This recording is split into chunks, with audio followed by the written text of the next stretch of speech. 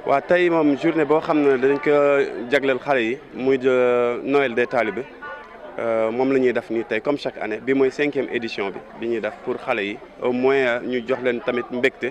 jox leen cadeau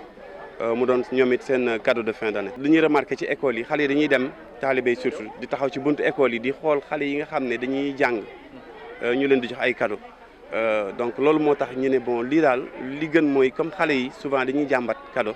wala di ñëw di wax xale yi li ñu sol ci lu rafet moo tax ñu ne tamit nañ leen ko jagleel pour chaque année ñu jox leen au moins cadeau ensuite jox leen yére boo xam ne dafay set ci ñoom mu leer ma ni lii nii ñoom bu ñu génnee dara du ci wute ak xale yi nga xam ne dañu jóge ci école yi. que première année bi ay 400 xale la woon deuxième année bi ñu yokk troisième année bi ñu yokk ba ren ñu ngi ci 1000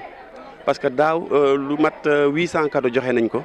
ci xale. ba pare ñu xool gis ni mu des am ñuy toog di jooy mu metti ñu lool mais at bi nii dañu def le tout ba au moins ñu matal pour jëm leen jox ñoom 1000 cadeaux yoo xam ne préparé nañ ko mu doon yére doon tamit benn sachet boo xam ne ci biir dafay am benn repas bu consistant am boisson am ay bonbons am tàngal loo xam ne daal xale daf ko war a yellool pour ñu jox leen ko au moins ñu kontaan ci journée tey bi moo tax depuis une semaine ñoom ñu ngi koy préparé. ñun déjà en tant que service étatique service technique de l'État nga xam ne sunu yitte yëpp ci aar xale ak fexe ñuy respecté ay àqam ci la màcc donc mënuñu lu dul bëgg rek ci woo bi ñuy waa Maison de la Gare woo fi tey ak seen partenaire bi nga xam ne mooy Elodie mu jàppale leen ci bés bi pour mu antu fexe au moins xale yi ñu xam ne ay doom lañ ci doomu xale yi réew mi ñu war leen fexeel bëggal ci bés bi donc vraiment buñ fi teewee si turu service bi ñu fi indi ak bu weesoo loolu turu autorité yi nga xam ne ñoo jiite région bi ak département bi vraiment dañuy fësal kàddu googu nga xam ne buñ fi teewoon lu mel noonu la ñuy wax rek mooy bëgg ci liggéey bi nga xam ne Maison de la Gare bi mu koy def tey ci bés bu nga xam ne ni ko Issa waxee sànq yeneen xale yi nekk ci yeneen kuréel yi nga xam ne ñeen fay tàggat di leen jàngal di leen yar ñoom it nekk ci daara ñu yëg ni am nañu ax bu ñu leen war a sàmmal mooy ñu war a békk ñu war a fo bu weesoo jàng bi ñu leen jàngal ñu war leen tàggat ñu am ay mag yu nekk seen wet mu leen gunge def naa loolu teewaay yu bégte la parce que bi ñu ko defee ñoom ñëpp lañ ko defal kilifa yi lañ ko defal waajur lañ ko defal te ñun génnuñu ci loolu. mission la boo xam ne état moom la war d'abord en premier lieu à titre principal état moo war a aar yiir bépp xale rek bu juddoo ci biir réew bi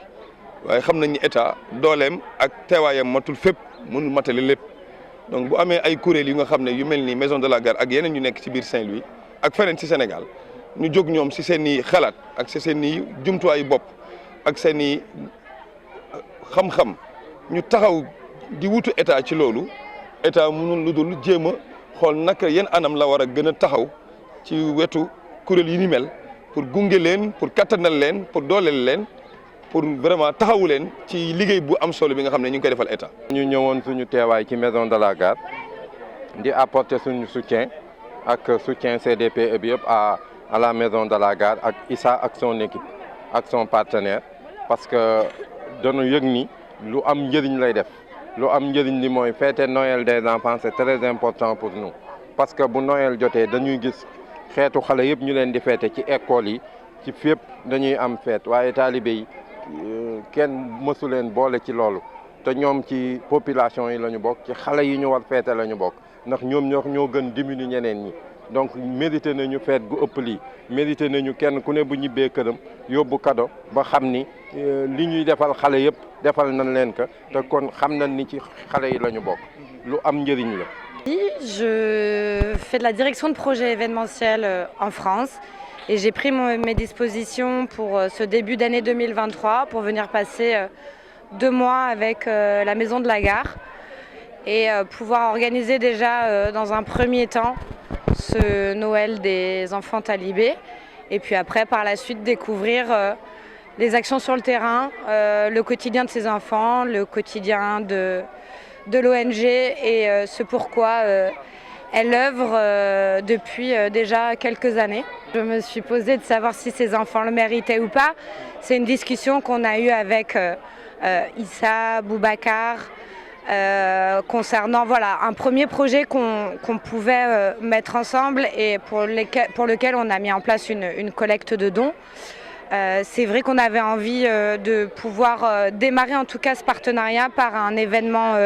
festif, joyeux, et il nous semblait important pour ces enfants de pouvoir avoir une journée qui leur était dédiée, une journée qui leur crée un souvenir heureux, qui leur donne de l'énergie positive pour pouvoir sortir un petit peu de ce quotidien compliqué. On ne parle pas assez des enfants talibés, en tout cas en France, c'est pas un sujet que l'on connaît. Donc l'objectif de cette journée, au-delà d'une journée de fête, c'était aussi de pouvoir parler de la cause des enfants talibés et pouvoir par la suite soutenir les actions sur le terrain à plus long terme. La mendicité, il y a beaucoup de choses, c'est des enfants que j'ai pas encore eu trop l'occasion d'approcher, que je découvre tout doucement. Mais dans les regards de ces enfants, en tout cas, j'ai l'impression qu'on lit beaucoup de choses.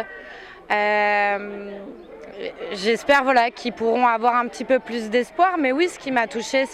c'est de les voir dans la rue. Parfois si petits, ils ont peut-être à peine 4 ans et ils n'ont pas accès, pour moi, à des besoins qui me semblent des besoins vitaux. À savoir être protégé, avoir de quoi manger tous les jours, pouvoir dormir en sécurité, pouvoir se laver, pouvoir être soigné et puis tout simplement aussi pouvoir avoir un petit peu d'amour.